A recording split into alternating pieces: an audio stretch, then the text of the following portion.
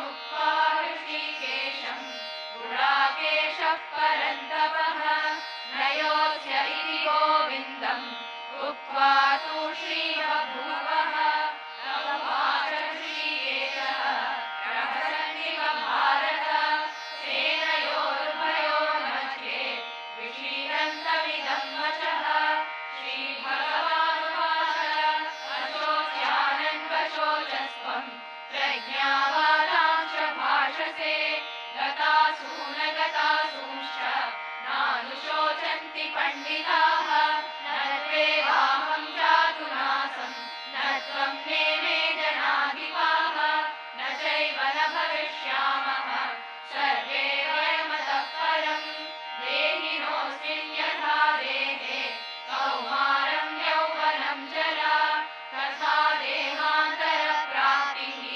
धीरस्तत्र न मुह्यति मात्रा स्पर्शास्तु कौन्तेय शीतोष्णसुखदुःखदाः आगमापायिनो नित्याः तांसि तिक्षस्व भारत यं हि न व्यथयन्त्येते पुरुषं पुरुषर्षभ समदुःखसुखं धीरं सोऽमृतत्वाय कल्पते नासतो विद्यते भावः नाभावो विद्यते सतः उभयोरपि दृष्टोऽन्तः त्वनयोस्तत्त्वदर्शिभिः अविनाशि तु तद्विद्धि येन सर्वमिदं ततम् विनाशमव्ययस्यास्य न कश्चित् कर्तुमर्हति अन्तवन्त इमे देहाः नित्यस्योक्ता शरीरिणः अनाशिनो प्रमेयस्य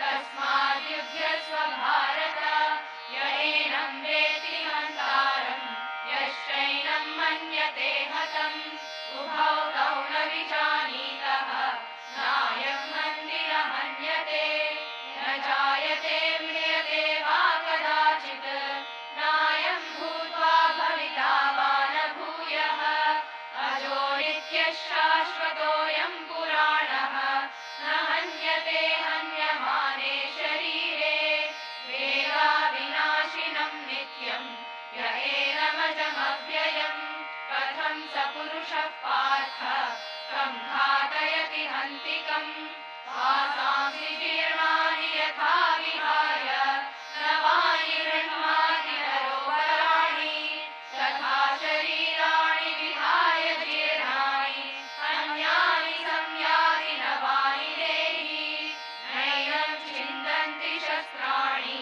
नैनं दहति पावकः न चैनं क्लेदयन्त्यापः न शोषयति मारुतः अच्छेद्योऽयमदाभ्योऽयम् अक्लेद्यो शोष एव च नित्यः सर्वगतस्थाणुः अचलोऽयं सनातनः अव्यक्तोऽयमचिन्त्योऽयम् अविकार्योऽयमुच्यते तस्मादेवं विदित्वैनं नानुशोचितुमर्हसि अथ चैनं नित्यजातं नित्यं वा मन्यसे मृतं तथापि त्वं महाबाहो नैवं शोचितुमर्हसि। कृष्णं वंदे जगद्गुरुम। आज मुझे बहुत खुशी है। हजारों बच्चों और भक्तों ने मिलकर संपूर्ण भगवत गीता का पारायण किया।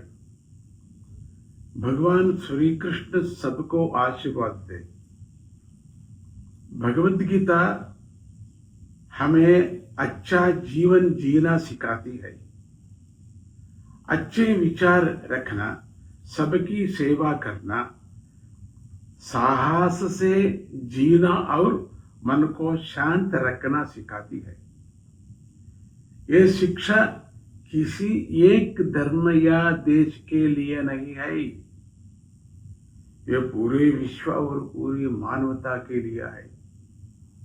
वसुदैव कुटुंबकम का मतलब पूरा विश्व को एक परिवार जैसा देखना है।